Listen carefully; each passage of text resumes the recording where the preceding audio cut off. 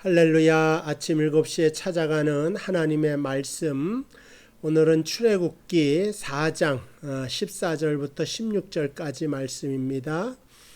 여호와께서 모세를 향하여 노하여 이르시되 레위 사람 내 형 아론이 있지 아니하냐. 여기 모세의 형 아론에 대한 이야기입니다. 그가 말 잘하는 것을 내가 아노라. 모세가 나는 입술이 둔해서 바로에게 찾아가서 말할 수 없습니다 하니까 하나님이 그의 형을 소개하고 계십니다. 그가 너를 만나러 나오나니 그가 너를 볼 때 그의 마음에 기쁨이 있을 것이라. 너는 그에게 말하고 그의 입에 할 말을 주라. 내가 내 입과 그의 입에 함께 있어서 너희 행할 길을 가르치리라. 하나님께서는 하나님을 대신할 사람 모세를 선택하시고 또 모세의 입을 대신할 아론을 선택하고 계십니다.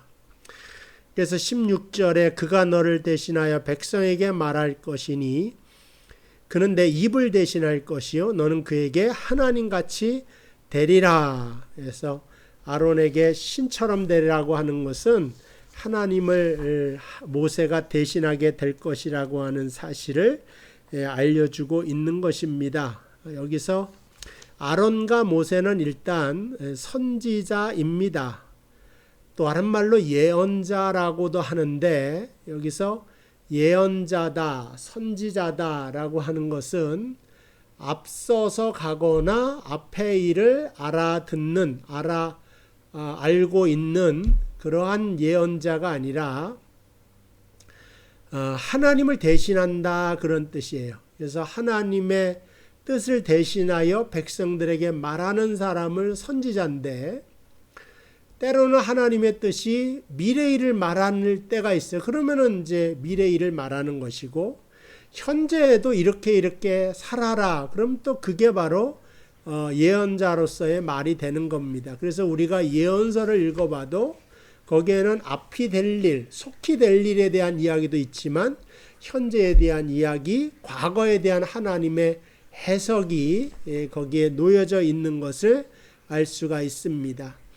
어쨌든 출애굽기 4장 27절에 보면 모세와 이 아론이 만나 서로 이제 하나가 되는, 그래서 하나님의 말씀을 가지고 바로에게 가는 그러한 일이 벌어집니다. 그리고 그들의 손에는 지팡이가 있습니다. 그리고 출애굽기 4장 20절에 보면 이건 바로 하나님의 지팡이였다 이렇게 말을 합니다. 모세의 지팡이, 사실은 아론의 지팡이, 또 아론의 쌍난 지팡이가 나오지만 그것은 모세의 지팡이와 아론의 지팡이가 아니라 성경에서는 그들의 것이 하나님의 지팡이였다고 녹아내고 있는 것입니다. 하나님의 선지자에게 하나님은 그 지팡이를 사용하게 하시죠. 하나님의 지팡이를. 우리에게도 영적으로 하나님의 지팡이들이 다 있습니다. 누구나에게 하나님께서는 지팡이를 주고 있고 이 지팡이를 사용해서 날마다 세상에서 승리할 수 있는 여러분 되시기를 바랍니다. 이 지팡이가 때로는 나에게 기도를 원할 때 그런 기도의 지팡이가 되고 말씀의 지팡이가 되고 또 은혜의 지팡이를 우리에게 주심으로 능히 우리가 이 세상에서 승리할 수 있게 하시는 분이 바로 하나님이시다 하는 것을 알 수가 있습니다. 아론은 그래서 대제사장이 되고 그 아들들은 제사장이 됩니다. 물론 그 당시에는 종교 지도자와 정치 지도자, 리더가 같아진단 말이에요.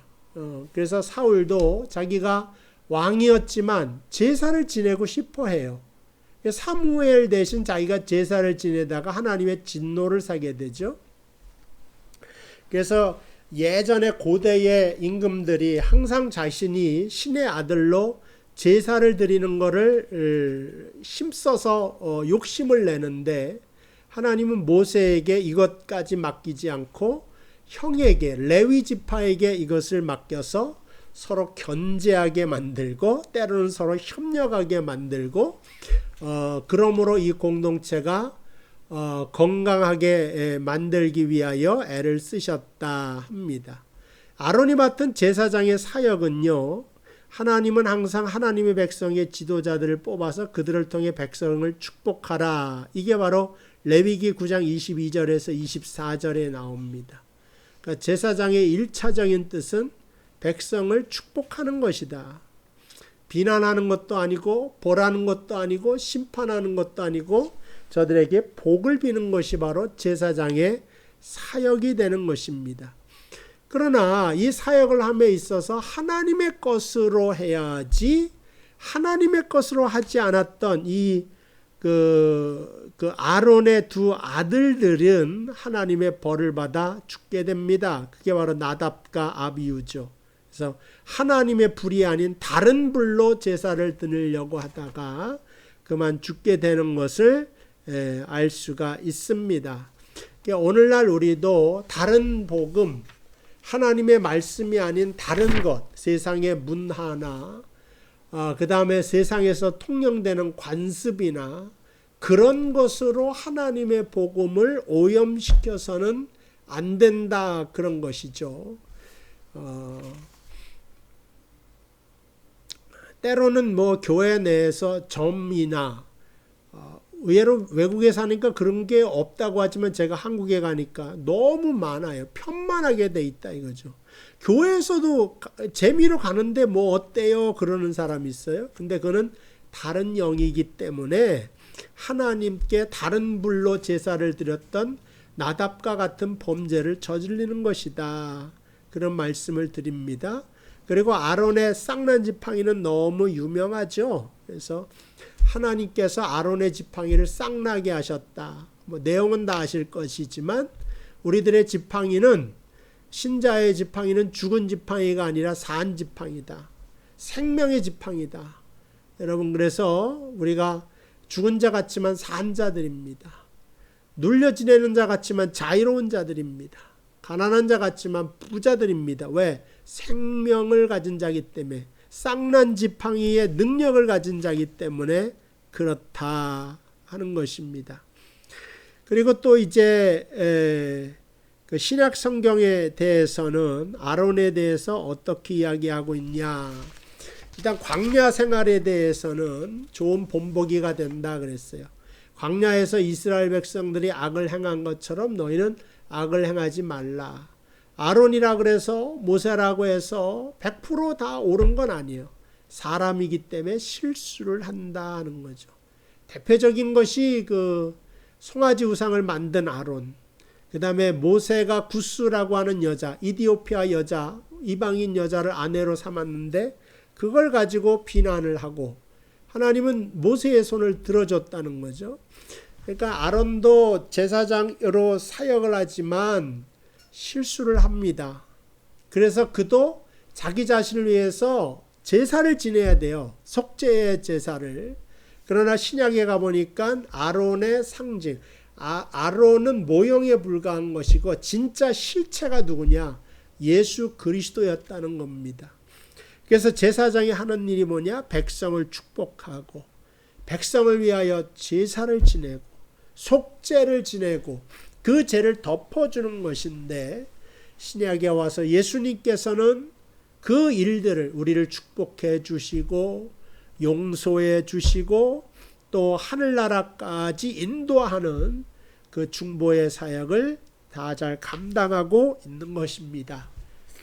우리가 이 세상을 혼자 살아가는 것이 아니라 우리를 위하여 축복해 주시고 제사를 지내 주시는 대제사장이신 예수와 함께 나아간다고 하는 사실을 기억하면서 오늘도 승리하는 여러분 되시기를 주님의 이름으로 축복을 드립니다. 기도합시다. 하나님 감사합니다. 아론을 택하시고 모세의 입이 되게 하신 아버지 하나님, 우리도 세상에 나아가 주님의 입이 되어서 주님을 전파하게 하시고 다른 복음이 아니라 주님께서, 예수님께서 우리에게 주신 십자가의 복음을 전하면서 세상에서 빛과 소금이 될 수 있도록 인도하여 주시옵소서. 예수님의 이름으로 기도하옵나이다. 아멘. 자, 내일 이 시간 또 뵙도록 하겠습니다.